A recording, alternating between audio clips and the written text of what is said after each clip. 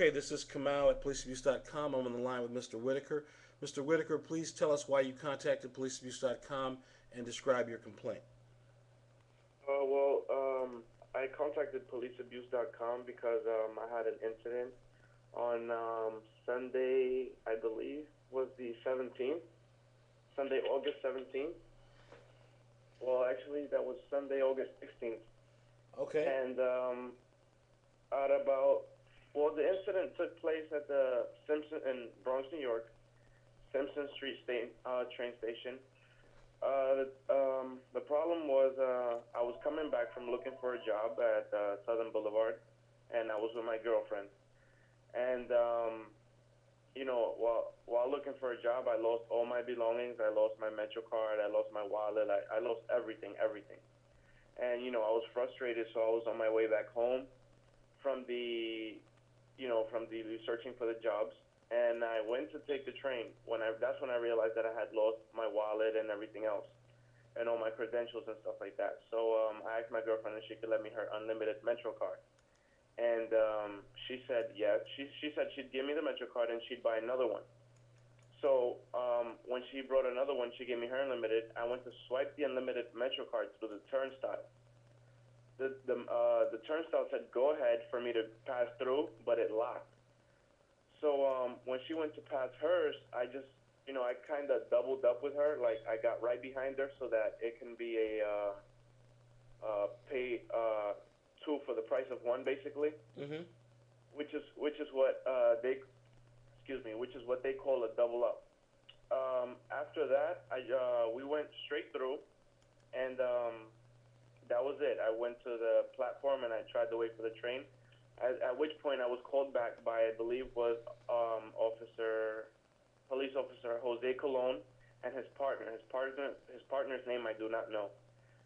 When I was called back, they immediately hovered over my girlfriend. I don't know what that was about because she didn't even know what was going on. I just, immediately, it was a spur of the moment type thing. I just got right behind her and went through with her. She didn't even know what was going on, so I guess I don't know what that was about. But when they came back, they kept asking her a whole bunch of questions, and it was totally unprofessional because I was the one that that didn't do what was appropriate. Mm-hmm. In other words, and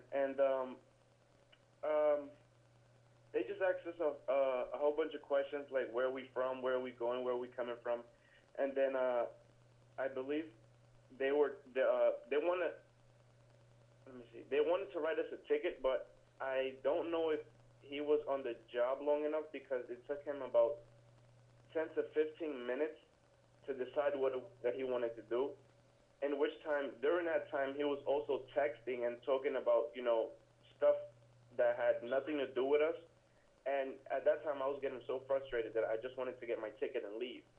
So I actually got in an attitude and told him, listen, can you please give me my ticket? I have to go home, get my stuff, and get all my paperwork squared away. And I guess that kind of pissed him off, and he decided to write me a ticket. He wrote my girlfriend a ticket for $100, which I think was totally unfair because it's not like it's a crime. It may be a crime or a misdemeanor, I guess, but it's definitely not worth $100. And when he started writing me a ticket, I gave him all my information.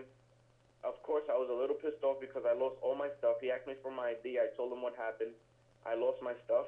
But then as far as what took place at the train station when I said I doubled up, he never, ever at once let me explain what happened. He immediately hovered over my girlfriend when right after the incident took place for about, I'd say, 5 minutes the most. And I know that in those 5 minutes, she could not have possibly told him what happened because not even she knows the full story. Not even she knows the full details of what was going on in my head. So, he never let me explain. He just assumed I was in the wrong. He just assumed, I was just another kid off the street trying to get over on the MTA, thinking that, oh, I'm not going to pay for this fare. I have money, but I'm not even going to give it up. So when as he was writing my ticket, he asked me where I was from. I told him, I'm from the Bronx. I don't have an ID, and so on and so forth. And at the at the end of it, he kept on talking about, his personal life with his partner. That I just said, listen, I just like had enough of it and said, listen, give me my ticket and let me get out of here. At that time, he looked at me and for no reason at all, he just cuffed me. When he cuffed me and my girlfriend, and then she started to cry. And what confused me was that I was not threatening, I was not, offending, I was not doing anything or making, I wasn't.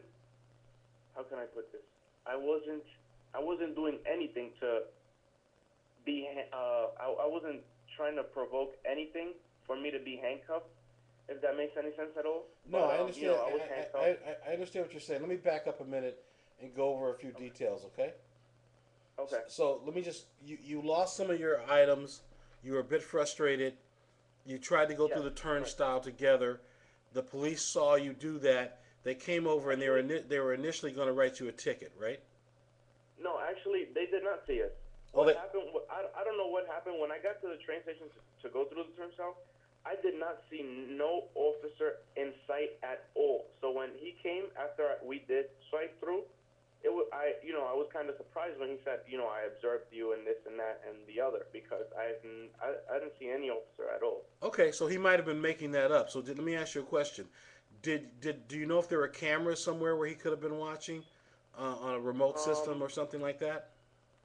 Not really. I've always used that train station and I have not once seen a camera.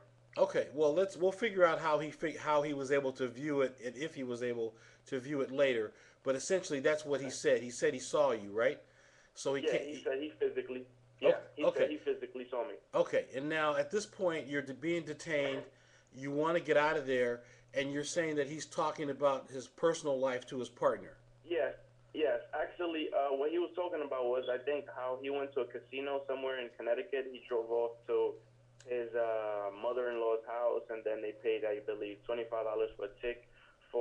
They got a discount, got $25 for some party bus discount, something like that. And you heard all this. Yes, I heard all of them, all Oh, of it. okay, and how long was he going on? And give me just without going into everything that he said, just give me the range of subjects that he was talking about. He talked about the trip to the casino. What else did he talk about that was clearly personal? Um, the discounted price he got for the whole trip. He kept telling his partner, "Oh, we didn't take the bus from the Bronx. We had to drive up there. We had to leave the car at the mother-in-law's house. Then from there, she drove us to another location where we took another bus. We made it to the casino, and how much everything was. He's like, yeah, we got a discount because just to go for the bus to the casino and come back, that's $40 right there. We only paid $25." I'm like, listen, can I get my ticket and leave? Be on Okay, with my business. You can so talk to him. so you felt it was unprofessional for him to be Yeah, speaking about his personal business in front of you, and it was delaying getting the ticket done. Correct? exactly. And not to cut you off, but not only that, when I was handcuffed, in my opinion, for no reason at all, um, he was still trying to write the ticket, and I kept asking him, "Oh, what am I being charged with? What is the reason for me being handcuffed?" At that time is when he said, "Oh, you're being handcuffed because you have an attitude." And then that's when I asked him, "Oh, okay, is me having a bad day the reason for my attitude a crime or a threat to you at all, or is it going to kill you in any way? Because I have things to do, you have things to do, but you're holding up my time in a So very unprofessional way." hold Like, on. He said to you that you're being arrested for having a bad day. no, no, no. I said that the reason for my attitude is because I was having a bad day. But he said he was arresting me because I had an attitude problem. Ah, okay. So he actually said that to you. Yes, he did. He used those words. He said you have an attitude problem, Yes, he did. And and then, and he told you that that's why you were being arrested. well, he said that's why I was being put in handcuffs Okay. because I had an attitude problem. And at that time I thought that's exactly why I was being arrested, because if my girlfriend was getting a ticket and I'm being arrested, she doesn't have an attitude and I do. So And they that actually makes no handcuffed sense. her as well, correct? Yes, they handcuffed me first, and then after that, that's when they handcuffed her, and they said, "You're going with him because he has an attitude." I'm like, what? That doesn't even make no